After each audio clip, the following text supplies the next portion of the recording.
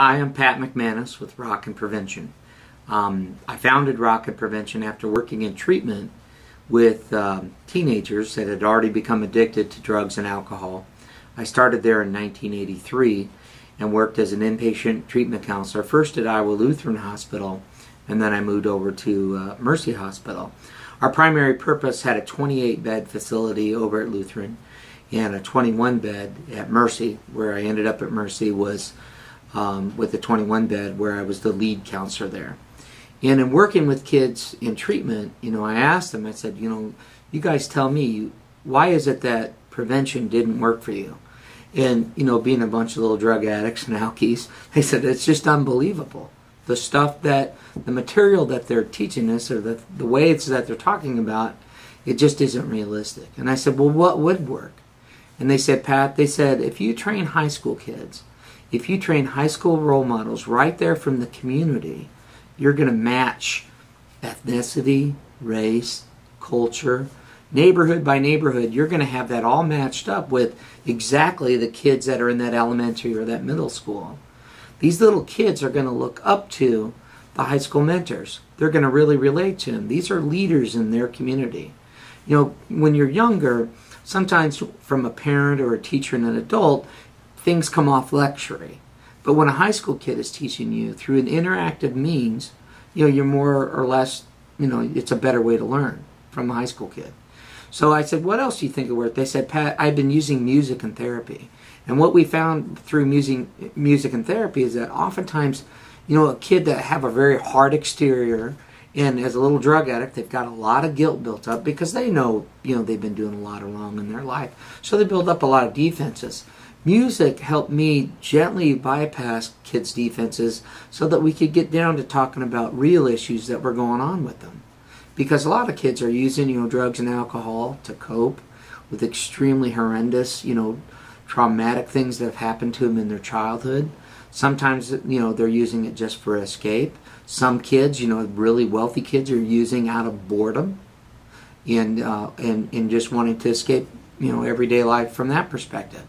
They said, Pat, if you use the music in the prevention program, songs as teaching tools, the same way that you use them in therapy here, we think kids would really like that. So in 1990, I took my ideas to a broadcaster named Mr. Ray Johnson. Actually, I went to Bill Reichart first. And Bill Reichart was a clothier who some of you might remember here in Des Moines. He used to say on all his commercials, and that's, you always be satisfied here at Reichart's because I'm here and I own the store. And that was Bill. And Bill worked with kids that were oftentimes going to Eldora, which is kind of the teenage holding facility or teenage prison, if you will, here in the state of Iowa. And Bill was he's a former state senator, clothier, and just a great man. But Bill, kept listening to me, and as I put my ideas together, he said, let me introduce you to Ray Johnson, who was one of the founders of Variety Club. So I met with Ray. Ray really liked my idea of training high school kids, using music, making sure your material is believable, and teaching through an interactive workshop experience. So kids aren't listening to a lecture, but they're involved in the actual learning. And by using songs, we would help the auditory learner. By being interactive, we'd help the kinesthetic learner, the learner that learns by doing, and it also helps with the visual learning as well. So it hit all three learning styles.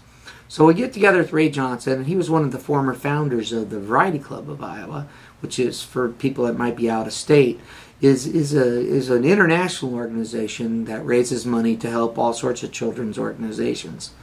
And Ray and I took our ideas to a man named Keith Swanson, who was the 1990 president of the Variety Club of Iowa at that time. Their name now is Variety, the children's charity.